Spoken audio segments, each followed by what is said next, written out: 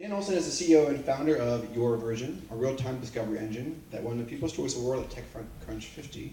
Dan has 18 years of high-tech experience, a technical background, and a Stanford MBA. He worked for Intuit for 5 years, where he led product management for Quicken and launched an online brokerage. Dan also led product management at Friendster. Before starting Your Version, he consulted to many startups, including Vox.net, YouSendIt, Zing, and Hippocrates. Dan is a regular speaker at tech startup events such as O'Reilly Web 2.0 Expo. All right, Dan? More just so you know where I come from, I'm a double E, and then I went on to get an MBA. I've done a lot of UI design, so I actually pride myself on being good at IA and ID, like horrible on visual design, but kind of grew into that from product management.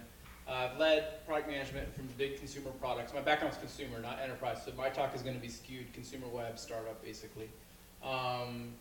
And you should also know I post all my slides on SlideShare, slideshare.no. If you want to see any of my previous ones, and I'm going to put these up there later on. So I talk very fast, so don't feel like you have to. I think that, just to sum it up, you basically people get together to do a startup because they want to deliver a product that like meets some people's needs better than what's out there. It's easy to use, and beyond the product, which is what PMs and UI designer focus on a lot. You also need to get customers. And you need to make money. So that's the goal of a startup, right? There's like a lot of overlap here, right? And so that's kind of what Al and I focus on is how can we kind of acknowledge the overlap, define what that is, but then define what's not in the overlap zone. Okay, so just to do that real quick, I want to just draw like what I consider the key functions and interactions to be. This is kind of the typical evolution of a startup. If you have an engineer or one or more engineers, you might usually add a product manager who works with them. Then if you're lucky, you eventually get a UI designer, and the three of them form a holy triumvirate, and they do everything that's great. And there's QA that coordinates with those guys. Maybe down the road you get someone who's support, and then there's marketing. And that's kind of like, if you had to say what are the critical functions when you have a whole team to pull this off, that's kind of what's involved. And I laid them out like this so you can see that like some of them are more external facing and some of them are more internal facing, right? So engineers and QA usually don't get out of the office. Marketing people's job is to go get customers, right? And we're kind of in these interface roles, PM and UI. We have one foot in the outside world and hopefully and one foot in the inside world. And so if you think about, okay, now how do we interact with customers? Marketing's job is to go get us those prospective customers. Product management, UI design, our job is to listen to those prospective customers, right? And as far as existing customers, hopefully prospective customers turns into existing customers. PM, UI, and design and support all listen to those guys. So one of the things we do share in common is this listening role, right? Listening to customers, whether it's prospective customers or existing customers. So that's one of the things that UI designers and PMs have in common. And the other is basically working with engineering. So, as far as defining what's in that intersection of the Venn diagram, those two are both there. One thing I like to talk about is at most startups, there's what I call a design gap. And if you just simplistically say, well, there's PM defining things, designers designing things, and engineers coding things, there's like this progression of like capability and maturity model for design, basically, where in the beginning there's code, and that's all there is. And then, maybe you get a product manager, but there's still this big design gap. And you can see that because the product's not easy to use, no one's doing wireframes, but this guy's hopefully talking to customers and she's coding it. And, you may be in a situation where the PM happens to have some UI skills, or the engineer happens to be able to fill some of that gap, but there's still a little bit of a gap. Maybe you have a strong enough team that between the two of them, they can fill that gap. And then kind of finally, like at a bigger company, like a Yahoo or something like that, you actually have a dedicated UI resource and all three will be kind of collaborating. So this is kind of one way of thinking about assessing a particular startup, like where are they on their skill set and which roles are being filled.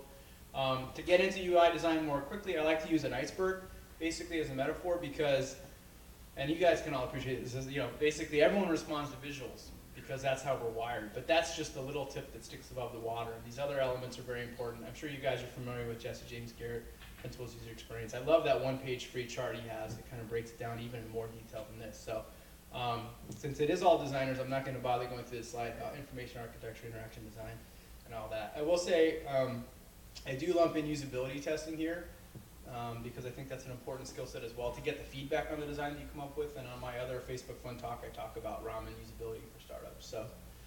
So product management's job, understanding user needs, ensuring the product meets those needs, all this stuff.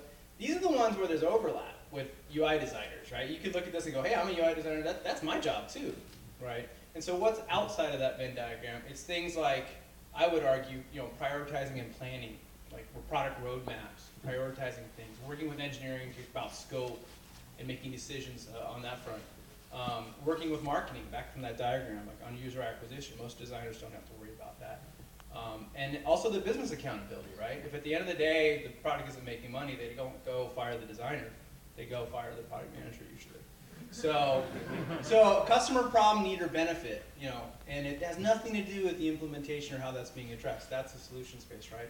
And so I like to illustrate this with a famous example. When NASA was sending people into space, they had to write in space, and the ballpoint pens wouldn't work because they work with gravity, right? So they wanted to get a pen, and they basically spent a lot of money and $1 million to develop a space pen. Have you guys seen the space pen? It's great. You can write upside down, and it works really well. The Russians, faced with the same problem, just did a pencil, right? And so you can actually buy, it's called the Russian space pen, and it's like this. So before you correct me, it's technically true that NASA did not spend that, but their contractor did spend it. I always, when I talk about this, people are like, no, NASA didn't do it. It's an urban myth. It's their contractor. So that's the ultimate example. If you can get really clear on the problem space, you can save yourself a lot of time, money, and effort, and make sure you're solving the problem.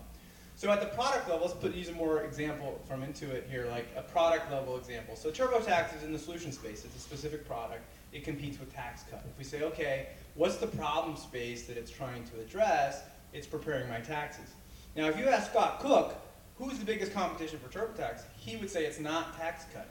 He would say it's pen and paper, because that's what is competing for that problem space, right? It's a whole different solution space, right? And so that was the way he thought about it. And then once you get, you know, create a new product, you can start to address new benefits. Like, oh, cool, we got this problem. Now we can e-file it for you.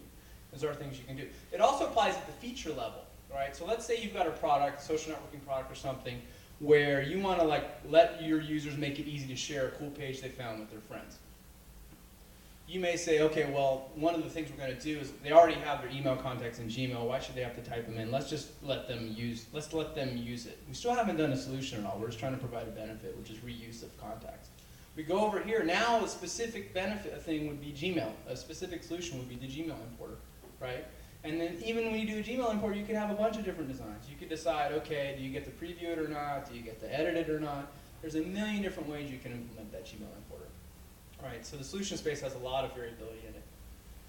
And then, you know, this gets again to PM and UI design is I think that PMs basically help pick that product of it as vectors and picking what direction you're going in. Say we're going to do a travel site. Are we going to go down the vector of helping people plan their travel, or are we going to help them book their travel? You know, what's our central thing that we're doing here? And then as you start out and develop your product, you start going down in a certain direction. And you're still in the problem space. And then you either mock it up or you code it, and you start heading in the solution space in that direction, right? And then you get feedback, and it's like, ooh, well, people said actually we want to go over here. And you kind of iterate your way by going back and forth between the problem space and the solution space. And I think this is an important part where designers can help. Without doing any code, they can help you find that right vector because, again, we're all visual creatures. And just to talk about products in the abstract with Word documents and things like that doesn't get you very far on iterating that direction.